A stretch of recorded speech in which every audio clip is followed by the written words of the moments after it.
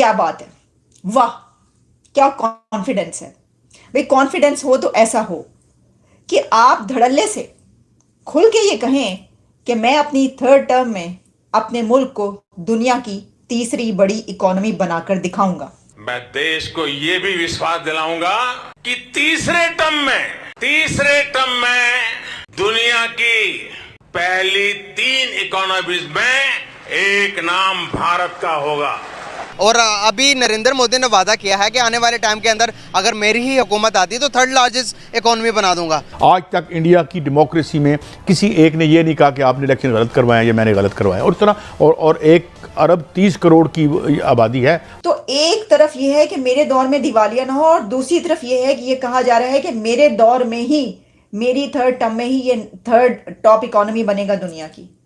फर्क देखिए आप, मतलब जंप देखिए कितना ज्यादा है। हर पाकिस्तानी यही तो सवाल कर रहा है कि क्या हम कोई गुलाम है वेस्ट के, कि बस जो वो कहते हैं हम वो कर देते हैं। जो 24 करोड़ लोगों का पाकिस्तान है उसकी तो बां करवा दी आपने। तो ये जो आप कहते हैं ना कि पाकिस्तान, कौन सा पाकिस्तान?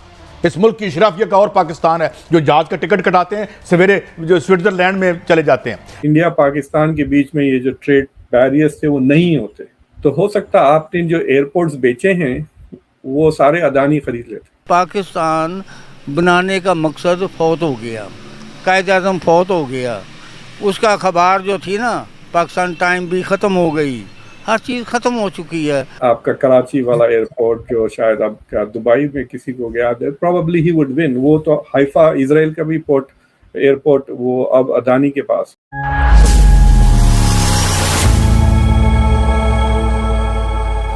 जय हिंद दोस्तों, आपका स्वागत है इंडियन डिफेंडर्स के एक और नए वीडियो में। तो हमारे पीएम मोदी जी ने एक स्पीच में यह बोला है कि अगर हम थर्ड टर्म में इलेक्शन को जीत जाते हैं तब हम इंडिया को दुनिया का थर्ड सबसे बड़ा इकोनॉमी बना देंगे। और इसको सुनकर पाकिस्तानी मीडिया यह चर्चा कर रही है कि इंडिया के प्राइम मिनिस्टर जब स्पीच देते हैं तब वह डेवलपमेंट की बात करते हैं, अपने इकोनॉमी को आगे बढ़ाने की बात करते हैं, और हमारे प्राइम मिनिस्टर जब स्पीच देते हैं तब बस कश्मीर लगाए रहते हैं, अपने देश की तो बात करते ही नहीं है। और पाकिस्तानी मीडिया यह भी चर्चा कर रही है कि अगर इंडिया और पाकिस्तान में ट्रेड हो रहा होता तो जो एयरपोर्ट पाकिस्तान ने दुबई किसी से को बेचा है वह एयरपोर्ट अदानी खरीद लेता। तो चलिए वीडियो शुरू करते हैं और देखते हैं कि पाकिस्तानी मीडिया का और क्या रिएक्शन रहता है इस न्यूज पर। बिना किसी देरी के चलिए आज की वीडियो शुरू करते हैं। शुरू करने से पहले गाइस, आप भी मेरी तरह हमारे प्यारे भारत से प्यार करते हैं सो कमेंट सेकंड में जय हिंद लिखना मत भूलिएगा। और अगर आप इस चैनल पर नए हैं प्लीज इस चैनल को सब्सक्राइब कर लीजिए। एक इंडियन को आपकी सपोर्ट की जरूरत है। मैं आपसे मिलता हूँ वीडियो के लास्ट में।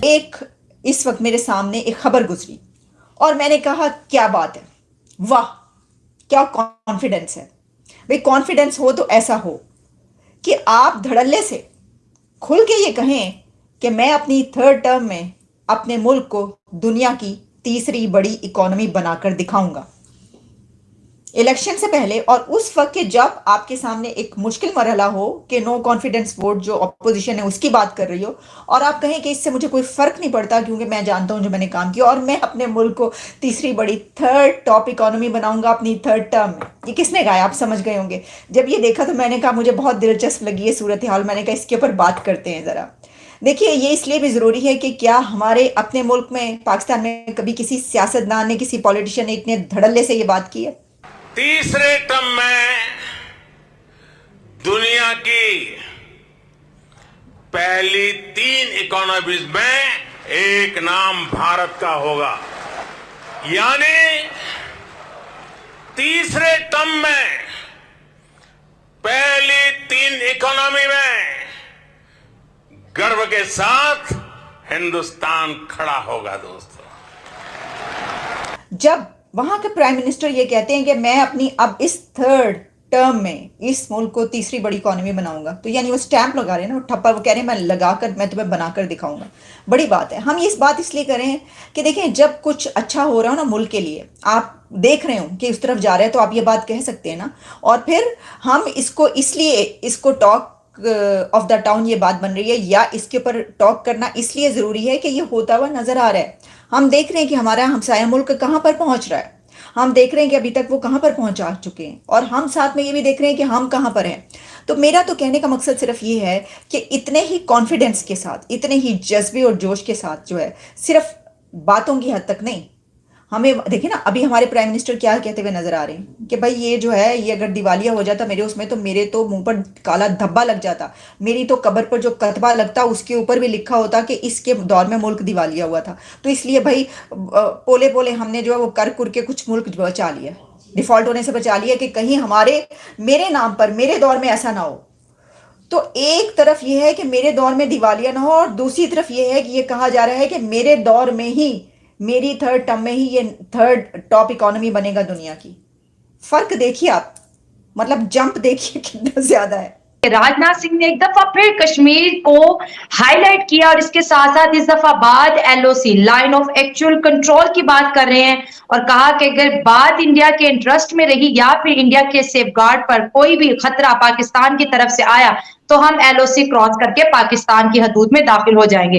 इस बयानियों को पाकिस्तान में इस दफा बहुत ज्यादा सीरियस लिया गया क्योंकि ये चौथा बयान है राजनाथ सिंह की तरफ से जो कि बार बार कश्मीर की तरफ जो है इशारा कर रहा है। क्या इरादे हैं इंडिया की और बार बार ऐसे बयान, क्या फिर एक दफा इंडिया और पाकिस्तान के बीच कश्मीर को लेकर जंग छिड़ने वाली है?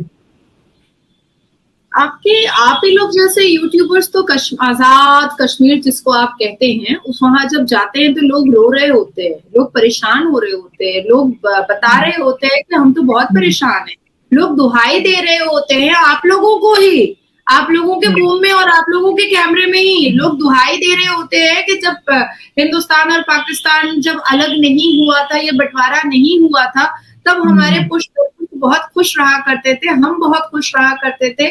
आज तो रोटी रोटी को तरस रहे हैं। ये तो आपके आजाद कश्मीर में लोग कह रहे हैं भाई। और देखिए, जिन्ना ने भीख मांगा था कटोरे में उसको पाकिस्तान मिला था, कश्मीर नहीं देंगे। आपको पता है हमारे हिंदुस्तान में जब हम लोग कोर्ट के अंदर एंटर करते हैं ना, तो आपस में सबसे पहले किसी भी केस को देखने से पहले यही कहते हैं हाउस द जोश। तो हम लोग बहुत जोर से कहते हैं कि एकदम पूरा का पूरा जोश है।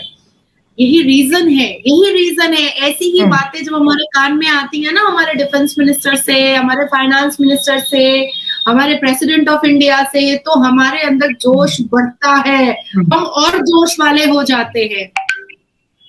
देखिए, 5 दिन पहले ये बातें ऐसे नहीं उठती।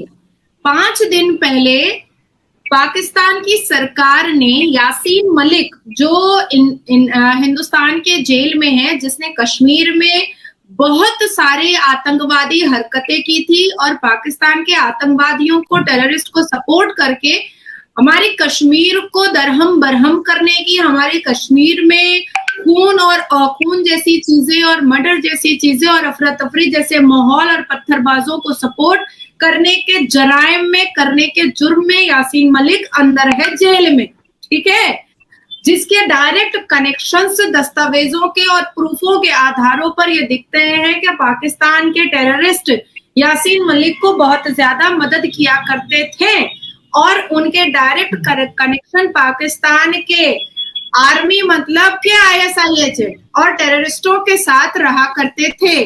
अब उसकी बेटी, 13 साल की बेटी को बुला करके अगर शहबाज शरीफ लेक्चरबाजी करवाता है तो जाहिर सी बात है ना कि हम तो बोलेंगे, भारत तो बोलेगा, भारत तो चुप नहीं रहेगा ना। वो जमाना चला गया जब यहाँ पर मौन व्रत की सरकार हुआ करती थी और इटली की दिमाग हुआ करती थी और मुंह छुपा करके और नजरें नीची करके हिंदुस्तान हर चीज पर खामोश हो जाया करता था। ये अब वो दौरा, वो ईरा हिंदुस्तान नहीं रहा। ये हिंदुस्तान वो हिंदुस्तान है जिसने ऑपरेशन स्कॉर्पियो किया, ये हिंदुस्तान वो हिंदुस्तान है जिसने सर्जिकल स्ट्राइक किया, ये हिंदुस्तान वो हिंदुस्तान है जिसने गुड बाय ऑपरेशन में हाफिज सईद के कलेजे को दहलाया था और कहा था कि हिंदुस्तान को कमजोर मत समझना बेटा, हम हैं कुछ। आज की वीडियो यहीं खत्म होती है। उम्मीद है आप इस वीडियो को एंजॉय किए होंगे। यह वीडियो आपको कैसा लगा प्लीज कमेंट सेक्शन में मुझे जरूर बताइएगा। और ऐसे ही पाकिस्तानी मीडिया का इंडियन न्यूज पर रिएक्शन देखने के लिए आप इस चैनल को सब्सक्राइब कर सकते हैं। मैं ऐसे ही हर रोज आपके लिए वीडियोस लाता रहता हूँ। और जाने से पहले गाइस, अगर आप इस चैनल पर नए हैं तो प्लीज इस चैनल को सब्सक्राइब कर लीजिए। एक इंडियन को आपकी सपोर्ट की जरूरत है। और कमेंट सेक्शन में जय हिंद लिखना मत भूलिएगा। जल्द ही मिलूंगा आपसे ऐसे ही एक नए वीडियो में। तब तक के लिए जय हिंद।